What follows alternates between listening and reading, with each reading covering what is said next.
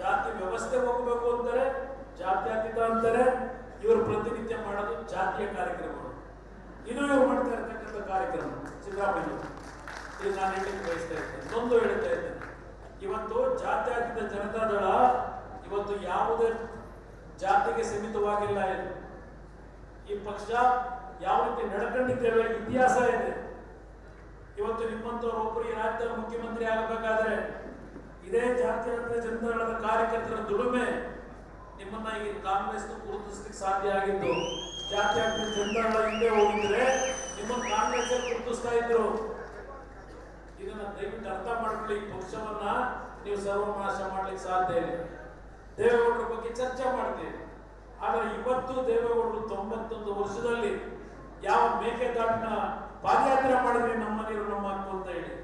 ಮೊನ್ನೆ ದೇವೇಗೌಡರು ದೆಹಲಿ ಹೋಗ್ಲಿಕ್ಕೆ ಕಾರಣ ಈ ಒಂದು ವಯಸ್ಸಿನಲ್ಲಿ ಯಾವ ಒಂದು ನಿಮ್ಮ ಯಾವ ಒಂದು ಒಡಂಬಡಿಕೆ ಮಾಡ್ಕೊಂಡಿದ್ರಿ ಮೈತ್ರಿ ತಮಿಳುನಾಡಿನಲ್ಲಿ, ಅವರೇನು ಮೇಕೆದಾಟನ್ನ ಮಾಡ್ಲಿಕ್ಕೆ ಬಿಡಲ್ಲ ಅಂತ ಹೇಳಿ ಅವರ ಮ್ಯಾನಿಫೆಸ್ಟೋದಲ್ಲಿ ಹಾಕಿದ್ದಾರೆ.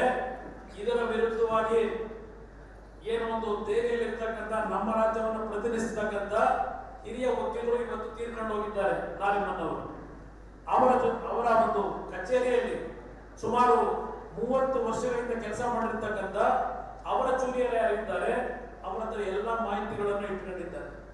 ಅವರ ಜೊತೆಯಲ್ಲಿ ಚರ್ಚೆ ಮಾಡಿ ಯಾವ ಸುಪ್ರೀಂ ಕೋರ್ಟ್ನ ಮುಂದೆ, ಟ್ರಿಬ್ಯುನಲ್ನ ಮುಂದೆ ಇದೇ ತಮಿಳುನಾಡಿನ ವಕೀಲರುಗಳು ಇವತ್ತು ಆ ವಕೀಲರಲ್ಲಿ ನಮ್ಮ ಮೇಕೆದಾಟಿನ ಯೋಜನೆಯನ್ನ ಮಾಡತಕ್ಕಂಥದ್ದಕ್ಕೆ ನಮ್ಮ ಅನುಮತಿಯನ್ನ ಇವತ್ತು ನಾವು ಕೊಡ್ಲಿಕ್ಕೆ ತಯಾರಾಗಿದ್ದೇವೆ ಅಂತ ಹೇಳಿ ಟ್ರಿಬ್ಯುನಲ್ ಮುಂದೆ ಹೇಳಿಕೆ ಕೊಟ್ಟಿದ್ದಾರೆ ತಮಿಳುನಾಡಿನ ವಕೀಲರು.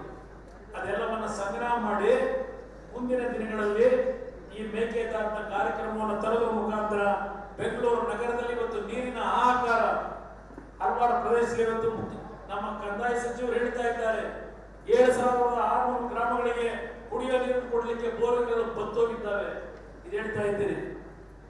ಯಾವೊಂದು ನೀರಿನ ವಿಷಯದಲ್ಲಿ ಇವತ್ತು ಏನು ನಾವು ಕೃಷ್ಣರಾಜ ಒಡೆಯರ್ ಅವರನ್ನ ಈ ವೇದಿಕೆ ಮೇಲೆ ನೆನೆಸ್ಕೊತಾ ಇದ್ದೇವೆ.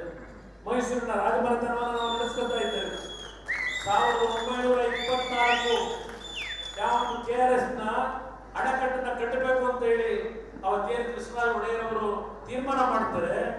ಹಲವಾರು ರೀತಿಯ ತಮಿಳುನಾಡಿನ ತಕರಾರುಗಳು ಮಾತಾಡ್ತಾ ಹೋದ್ರೆ ಹಲವಾರು ವಿಷಯಗಳನ್ನ ಚರ್ಚೆ ಮಾಡುವುದು ಏನೇನಾಗಿದೆ ಆ ಸಂದರ್ಭದಲ್ಲಿ ಅಂತೇಳಿ ಇವತ್ತು ಅಲ್ಲಿಂದ ಇವತ್ತು ನಾವು ನಮ್ಮ ನೀರನ್ನು ಪಡೆಯಲಿಕ್ಕೆ ಏನು ಅನ್ಯಾಯಗಳಾಗಿದೆ ಇದೆಲ್ಲವನ್ನ ಇವತ್ತು ನಾವು ಕ್ರೋಢೀಕರಿಸಿ ಯಾತಕ್ಕೋಸ್ಕರವಾಗಿ ನಾನಿವತ್ತು ಬಿಜೆಪಿಯ ಮೈತ್ರಿಯನ್ನ ಇವತ್ತು ಮಾಡಲಿಕ್ಕೆ ತೀರ್ಮಾನ ಮಾಡಿದ್ದು ಅಂತಕ್ಕಂಥದ್ದನ್ನ ಈ ವೇದಿಕೆ ಮುಖಾಂತರ ನಾಡಿನ ಜನತೆಯ ಮುಂದೆ ಹೇಳಲಿಕ್ಕೆ ಬಯಸ್ತಾ ಇದ್ದೇನೆ.